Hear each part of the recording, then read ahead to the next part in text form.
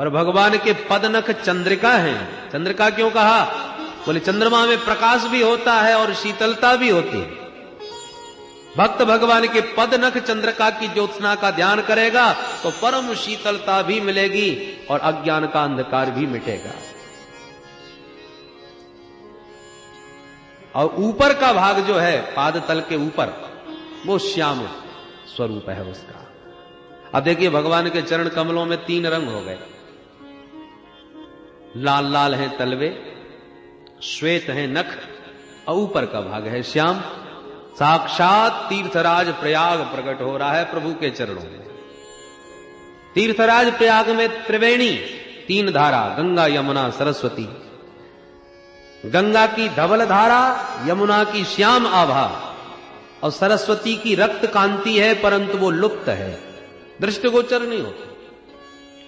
ऐसे हमारे प्रभु खड़े हुए हैं, इसलिए सरस्वती की जो लाल कांति तलवों की है वो ढकी हुई है, छुपी हुई है। जो तो भगवान के पाद सेवक जो भक्त हैं वो चरणों की सेवा करते करते उस लालिमा की कांति का आनंद ले लेते हैं, सबको थोड़ी मिलती है। तो प्रभु के खड़े होने से पाद तल की रक्त आभा तो छुपी हुई है, पर नखों की श्वेत कांति और ऊपर की श्याम आभा चमक रही है। जैसे तीर्थराज प्रयाग में गंगा यमुना की धारा तो दृष्टिगोचर होती है, पर भगवती सरस्वती लुप्त, इसलिए इसका नाम त्रिवेणी। वेणी नाम चुटिया, माताएं जो केस गूंथती हैं उसको संस्कृत में वेणी कहते हैं। और आपने देखा होगा माताएं जब केस संभालती हैं तो अपने केसों के 3 भाग करती हैं, और 3 भाग करके फिर गूंथना जब प्रारंभ करती हैं तो आपको 2 ही धारा नजर आएंगी, तीसरी का पता नहीं चलेगा। केस 3 धारा में बांटे जाते हैं, पर गूंथते समय 2 ही, तीसरी उसी में लुप्त है। इसलिए ये भी त्रिवेणी है, धारा 3 है पर दिखेंगी 2, तीसरी उसी में लुप्त है। बोलो जय श्री कृष्ण। इसलिए ये त्रिवेणी है। भगवान के ऐसे सुंदर चरण कमलों में चित्त लगाने के बाद फिर एक एक करके ऊपर के अंगों का ध्यान करें।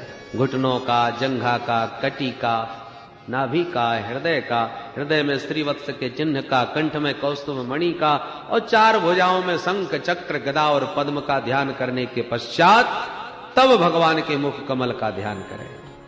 भगवान के प्रत्येक अंग प्रायः कमल से उपमा दिए जाते हैं। क्यों? बोले ब्रह्मा जी की सृष्टि में सारा संसार उन्हीं का बनाया हुआ है, पर कमल ब्रह्मा जी ने नहीं बनाया, क्योंकि ब्रह्मा जी स्वयं कमल से ही पैदा हुए। तो भगवान की उपमा प्राय अंगों की कमल से ही ज्यादा दी जाती है। नव कंज लोचन कंज मुख कर कंज पद कंजारुणम। नव कंज लोचन कंज मुख कर कंज पद कर कंज पद कंजारुणम। श्री रामचंद्र कृपालु भज मन हरण भव भय दारुणम। श्री रामचंद्र कृपालु भज मन हरण भव भय दारुणम।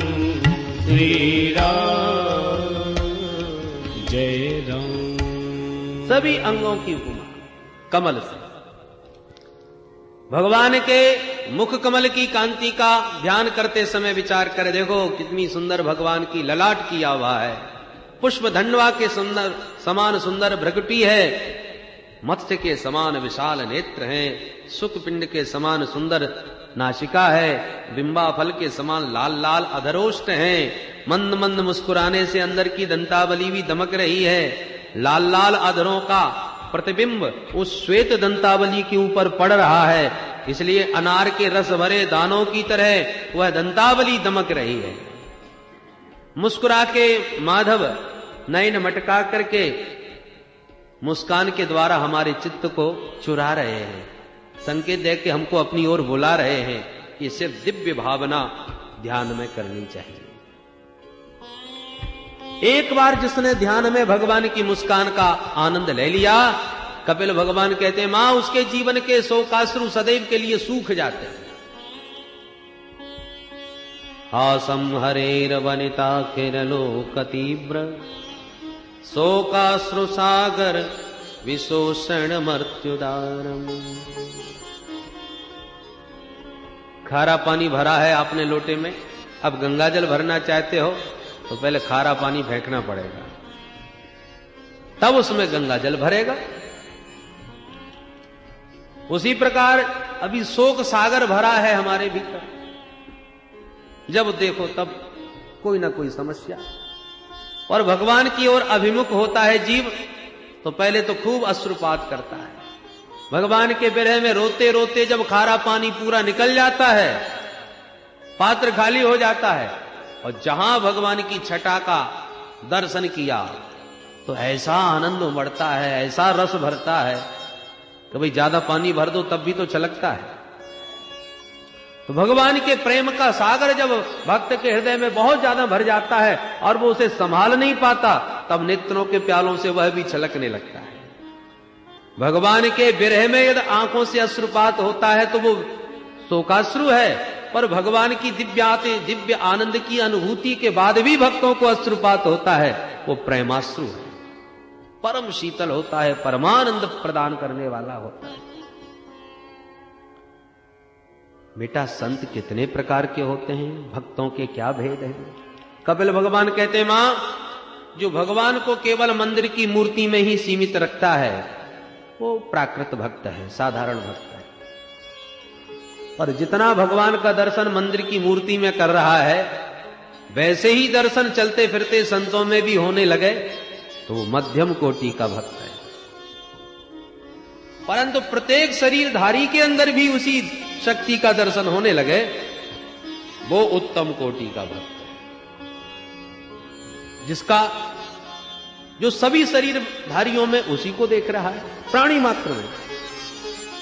अरे भाई मंदिर दिव्य भव्य हमने बनाया, हमने आपने मिलकर ही तो मंदिर का निर्माण किया, हम में से किसी ने मूर्ति बना के तैयार करी, हम में से विद्वानों ने मिलकर के प्राण प्रतिष्ठा कर दी। तो मंदिर बनाने वाले हम, मूर्ति बनाने वाले हम, प्राण प्रतिष्ठा करने वाले हम, और उस विग्रह में परमात्मा को देखने वाले भी हम। पर ये जो मूर्तियां बैठी हैं, इन मूर्तियों को कौन से कारीगर ने बनाई? इन मूर्तियों में प्राण प्रतिष्ठा कौन से पंडित ने करी? ये सारी मूर्तियां परमात्मा ने अपने हाथों से बनाई हैं, और प्रभु ने इन मूर्तियों में प्राण प्रतिष्ठा करके चलती फिरती मूर्तियां तैयार कर दी।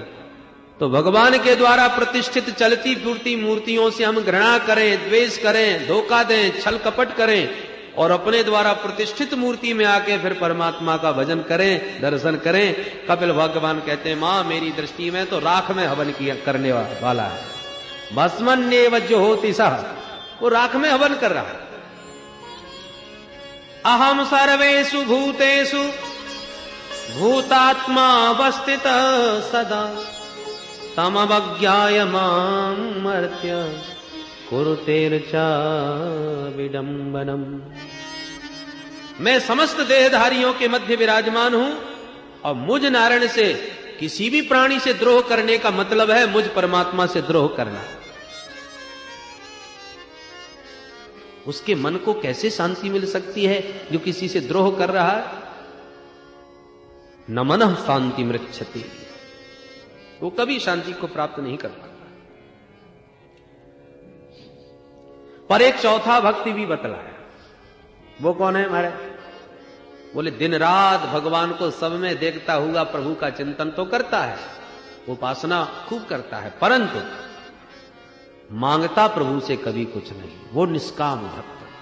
अरे मांगना तो फिर भी दूर, परमात्मा स्वयं प्रकट होकर के कहे कि मेरी प्रसन्नता के लिए भी मांग, तेरी इच्छा यदि लेने की नहीं है तो मेरी तरफ से मेरी इच्छा के लिए तू ले ले। और दीयमानम न गृह्णन्ति बिना मत सेवनम जना, पांचों प्रकार की मुक्ति को भी जो ठुकरा देता है, कुछ नहीं चाहिए केवल आपके चरणों की सेवा, बस जो मेरी सेवा के अतिरिक्त मुक्ति को भी ठुकरा दे वो मेरा सबसे प्यारा भक्त है, उसके समान मुझे जगत में और कोई प्यारा नहीं। ऐसे भक्तों की महिमा में एकादश स्कंद में भगवान उद्धव से कहते हैं, न तथा में प्रियतम आत्मयोनिर न शंकर न च संकर्षण न स्त्री नैवात्मा च यथा भवा।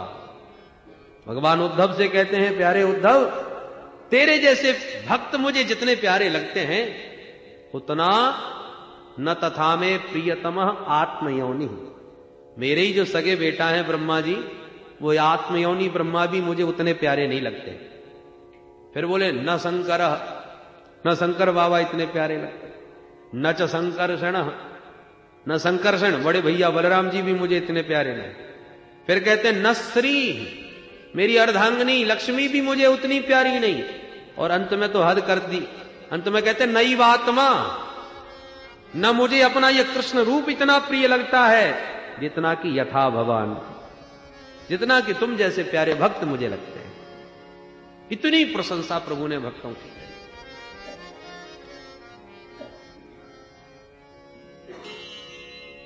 एक बार नामदेव जी महाराज तो ठाकुर जी से बातें करते थे, तो नामदेव जी ने शिकायत करी प्रभु से कि आप बड़े भारी भक्त वत्सल कहलाते हो, पर हम तो देखते हैं आपके भक्त बड़े परेशान घूमते हैं। भगवान बोले कौन है बताओ?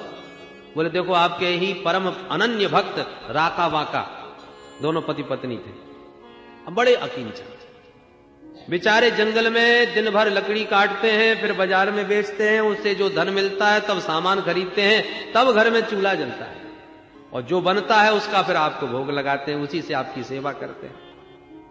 एक दिन लकड़ी काटने न जाएं तो फिर भूखा सोना पड़ता है। प्रभु आप कृपा क्यों नहीं करते, कुछ तो दो इनको, कम से कम एक दिन का भोजन तो ठीक से मिल जाया करे। भगवान बोले नामदेव बहुत कोशिश करता हूं पर वो लेते ही नहीं। बोले वाह आप देंगे तो क्यों नहीं लेंगे? भगवान बोले देखो। भगवान नामदेव जी के साथ गए, दोनों दंपति लकड़ी काटने जा रहे थे। ठाकुर जी ने रास्ते में स्वर्ण मुद्राओं से भरी हुई एक थैली डाल दी और 2-4 मुद्राएं बाहर निकाल के डाल दी ताकि दृष्टि पड़ जाए। पतिदेव आगे पत्नी पीछे। जहां पतिदेव की दृष्टि स्वर्ण की उस थैली पर पड़ी, दिखाई पड़ गई सोने की मुद्राएं और लांग के चले गए। फिर ध्यान आया देवी जी पीछे ही आ रही हैं, कहीं उनका मन खराब ना हो जाए धन को देखकर। सो तुरंत वापस मुड़े और मिट्टी, उस स्वर्ण मुद्राओं के ऊपर मिट्टी डालने लगे, ढाकने लगे मिट्टी से। इतने में धर्मपत्नी पास आ गई, उनकी दृष्टि पड़ गई तो हंस करके बोली महाराज ये मिट्टी पर मिट्टी क्यों पटक रहे हो? पतिदेव के होश उड़ गए, वाह देवी तुम तो मेरे से भी 2 हाथ आगे निकल गए। मेरी दृष्टि में तो ये सोना और ये मिट्टी है, तुम्हारी दृष्टि में दोनों ही मिट्टी है। प्रसन्न हो गए, बोले देवी मैं तो सोच रहा कहीं तुम्हारा मन चंचल न हो जाए स्वर्ण मुद्रा को देखकर। भगवान सुन रहे थे और रामदेव जी को बता रहे थे, सुन लिया आपने? अब बताओ इनको क्या दूं मैं? ऐसे भीतराग, ऐसे अकिंचन। चलो लकड़ी काट के ही बेचते हैं तो चलो हम इनका इसी में सहयोग कर देते। तो भगवान गए, सूखी सूखी लकड़ियां जंगल से इकट्ठी करके रख दी कि आएंगे तो काटना तो नहीं पड़ेगा, आराम से उठा के ले जाएंगे, परिश्रम तो कुछ कम पड़े। पर दोनों दंपतियों ने चारों तरफ जंगल में देखा, लकड़ी कहीं नहीं, जितनी है सब एक जगह कटी हुई रखी हैं। तो पतिदेव बोले देवी लगता है कोई लकड़हारा हमसे पहले ही आके लकड़ी काट के रख गया। अब कोई वाहन लेने गया होगा, बाद में आके ले जाएगा। अब उसकी लकड़ी कटी हुई है, हम उठा के ले जाएं तो वो हमको गाली देगा, हमसे तो अपराध हो जाएगा, दूसरे की अमानत हो गई, हम तो इससे हाथ लगाने वाले नहीं। और इसके अलावा कहीं सूखी लकड़ी जंगल में मिल नहीं रही, लगता है आज वैसी फलाहार करना पड़ेगा, आज ऐसी सोना पड़ेगा। पत्नी तुरंत बोली महाराज वो धन देख लिया था ना आपने, उस दूषित धन का ही ये दुष्परिणाम है जो आज भूखा सोना पड़ रहा है। धन का दर्शन ही दूषित होता है, बताइए। भगवान ने कहा सुन लिया तुमने? जो धन को इतना दोष युक्त मानती है कि दर्शन मात्र से उनको लगता है कि हमको आज भूखा रहना पड़ा, तो मैं इनको कैसे दूं बताओ नामदेव? दीयमानम न गृह्णन्ति बिना मत सेवनम जना। ये भगवान के सबसे प्यारे अकिंचन भक्त है। भगवान ऐसे भक्तों के पीछे पीछे भागते हैं। निरपेक्षम मुनिं शांतम निर्वैरम समदर्शनम अनुव्रजाम्यहं नित्यं पूये येत्यंग्रिरेणुभिः पूयेत्यंग्रिरेणुभिः।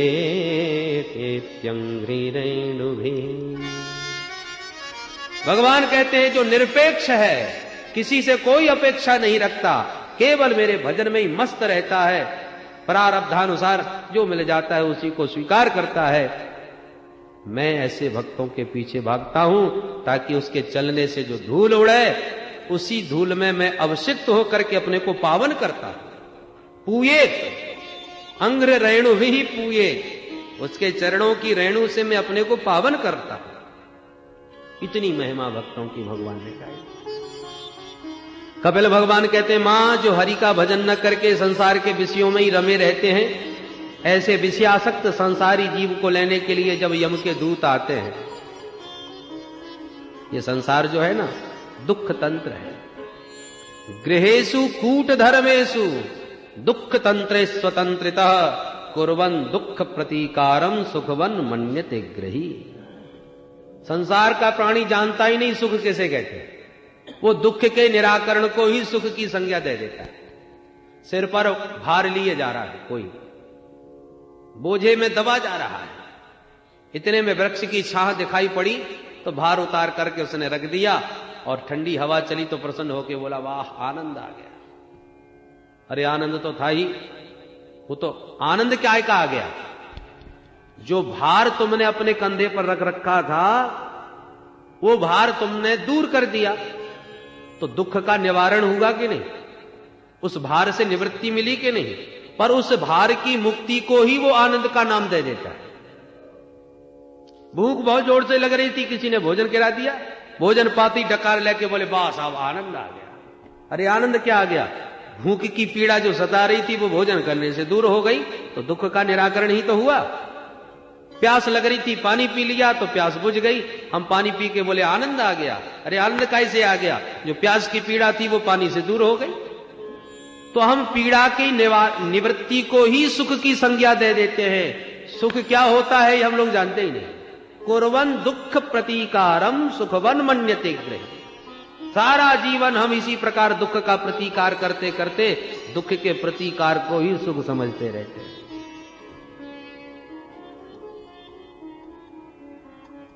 जब ये शरीर वृद्ध हो जाता है तो कपिल भगवान कहते हैं, मां परिवार की लोग धक्का मार के ऐसे निकाल देते जैसे बुढ़े बैल को किसान निकाल देता है। कृपण किसान, कंजूस, बैल को कब तक खिलाएगा, जब तक वो हल चलाएगा। मतलब का न रह जाए तो घास भी देना बंद कर देता है। नाद्रियंते यथा पूर्वम कीनाशा इव गोजरम। फिर भी जीव की आसक्ति परिजनों से छूटती नहीं। दिन रात गाली देने वालों में ही उसकी प्रीति और आसक्ति होती है। अंत में जब यम के दूत आते हैं तो जहां पकड़ के ले जाने लगे सो डर के मारे मलमूत्र त्याग देता है। सकर्ण मूत्रम विमुंचति। फिर भी बलात् पकड़ करके इसको 99,000 योजन दूर घसीट कर अंत में यम के दूत नरकों में डाल देते हैं। बरसों तक नारकीय भयंकर कष्ट भोगता है, फिर मां के गर्भ में आ जाता है। 9 माह पर्यंत मां के गर्भ में भी भयंकर कष्ट भोगता है। एक एक करके फिर भगवान दिन गिनता हुआ बाहर निकलने की प्रतीक्षा करता है। प्रभु से प्रार्थना करता है, प्रभु इस बार इस नरक से बाहर निकालो, सौगंध खाता हूं आपकी कि दोबारा चक्कर में नहीं पड़ूंगा, बस एक बार छुटकारा मिल जाए। भगवान कहते हैं, बाबरे तू बार बार यही कह के जाता है पर बाहर जाती सब भूल जाता है। अरे प्रभु भूल जाता हूं तो आप ही थोड़ा याद दिला दिया करो। भगवान कहते हैं, बेटा हम तो खूब घंटी बजाते हैं पर तुझे सुनाई ही नहीं पड़ती। भगवान को दया आई, प्रसूति वायु से बाहर कर दिया। बाहर आके क्वाहम करके रोया। कहां आ गया भाई, कौन है ये लोग, सब अपरिचित, सारा संसार उसके लिए अपरिचित, सब नए। कल तक जिनसे कोई लेना देना नहीं था पर धीरे धीरे अब माया जाल बढ़ा जन्म लेती बालक छींकता है, जन्म लेते ही रोता है, और जन्म लेते ही चारों तरफ से लोग पूछते हैं क्या हुआ, बेटा हुआ कि बेटी। और यात्रा में ये तीनों ही अपशकुन माने जाते हैं। चलते समय छींक दे, अपशकुन। चलते समय टोक दे, कहां जा रहे हो, क्या हुआ, ये टोकना भी अपशकुन। चलते समय रोना, ये भी अपशकुन। पर हमारी जीवन यात्रा में ये सब एक साथ हो गए। बड़े ज्यों ज्यों होते गए, बाल्यावस्था में भी बड़े कष्ट हो गए। मच्छर आके काट गया, बच्चा रो पड़ा, न खुजला पा रहा है, न कह पा रहा है, न बता सक रहा है, रोता है। मां ने समझ लिया कि शायद भूखा है, जबरदस्ती दूध पिलाई रही है, दूध नहीं पीता, अरे लगता है कान में दर्द हो रहा है, तो कान में तेल डाल दिया। मां की जो सूझबूझ हो, जैसी बुद्धि काम कर जाए, वो वैसा इलाज करने लगती है। बालक तो बता नहीं सकता, इसलिए रुदंत, बालक तो बता नहीं सकता, इसलिए रुदंतम विगत ज्ञानम क्रमयः क्रमिकम यथा। उसके रोने का ज्ञान तो किसी को नहीं है, इसलिए जिसकी जो समझ में आ जाए वही करता है। दर्द हो रहा है कान में, और देखा जा रहा है पेट दबा दबा के, पेट खराब है इसका। रुदंतम विगत ज्ञान। धीरे धीरे और बड़ा हुआ, मां ने फिर अभी नई दुनिया से धीरे धीरे परिचय बनाया। ये पिताजी हैं, ये मामा जी हैं, फूफा जी हैं, ये दादाजी हैं, ये काका जी हैं। मां ने जैसा जैसा बता दिया, धीरे धीरे उसने देख लिया, जान लिया, ये अपने हैं, ये पराए हैं। और मैं और मोर तोरते माया, यही माया का स्वरूप है। जब जन्म लिया था तब विशुद्ध ब्रह्म स्वरूप ही था वो बालक, न अपने न पराए, न राग न द्वेष। पर अब धीरे धीरे अहम ममेति सदग्राह करोति कुमतिर मतिम, ये मेरे हैं, वो पराए हैं, ये मित्र हैं, वो शत्रु हैं। माया जाल में फंस गया, परमात्मा की सत्ता को भूल गया। भगवान ने खूब यादें दिलाई, घंटियां बजाई, पर एक न सुनी। भगवान कहते हैं बलम में पश्य माया स्त्री मैया जैनो दिशाम या करोति पदाक्रांतान भ्रू विजृंभेण केवलम। मां योषित रूपा मेरी माया का पराक्रम देखो। बड़े बड़े ज्ञानियों को, ध्यानियों को अपनी टेढ़ी भ्रकुटी मात्र से संसार में डाल देती है। यही मई माया का चमत्कार है। भगवान नर नारायण ऋषि के अतिरिक्त कोई इस माया से बचा नहीं।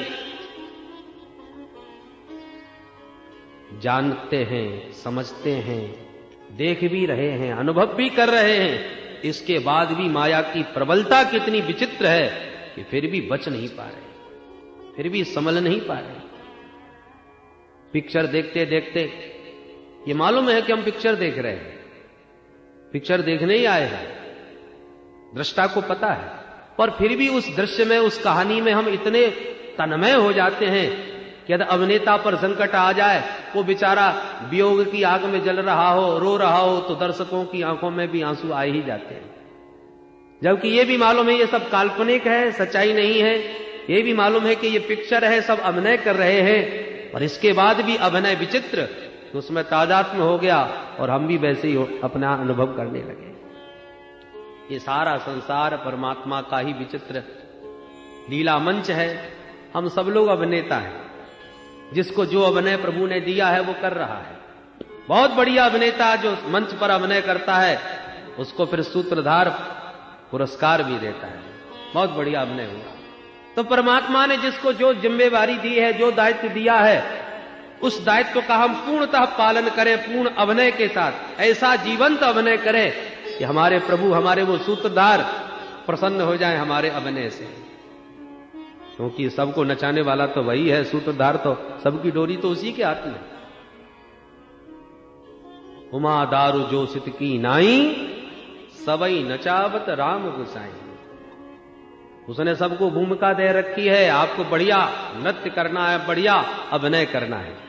एक भक्त बड़ी सुंदर बात कहता है भगवान से, प्रभु आपके इस लीला मंच पर मैं आया, आपने ही भेजा मेरे को, मैं भी इस आपके लीला का एक पात्र हूं।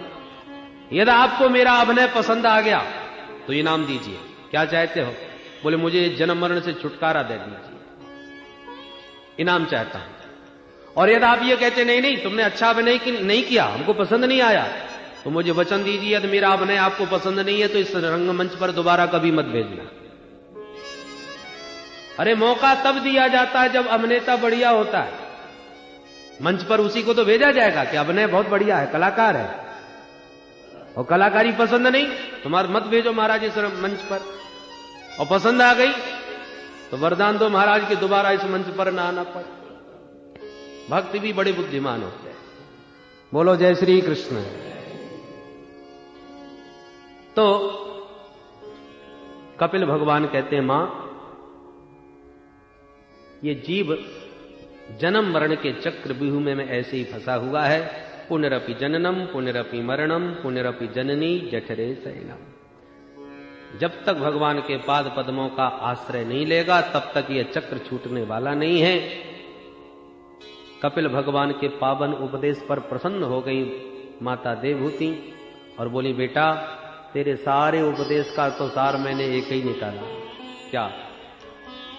अहो बतस्वपचो तो गरीया यज्जुवाग्रे वर्तते नाम तुभ्यम् ते पुस्तपस्ते जुहुबु सश्नुरार्या ब्रह्मानुचुर्नाम गृह्णन्ति ये ते नाम गृह्णन्ति ये ते।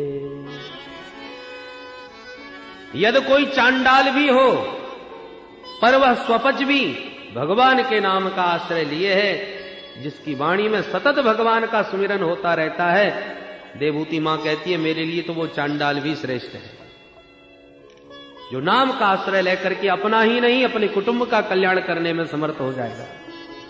दूसरी ओर भले ही कितना भी तपस्वी हो, तेजस्वी हो, ब्राह्मण ही क्यों ना हो, परंतु भगवत पादारविंद से विमुख हो तो केवल ब्राह्मणत्व का अभिमान लिए बैठा रहेगा, तपस्या का अभिमान लिए बैठा रहेगा, कल्याण करने में समर्थ नहीं हो पाएगा।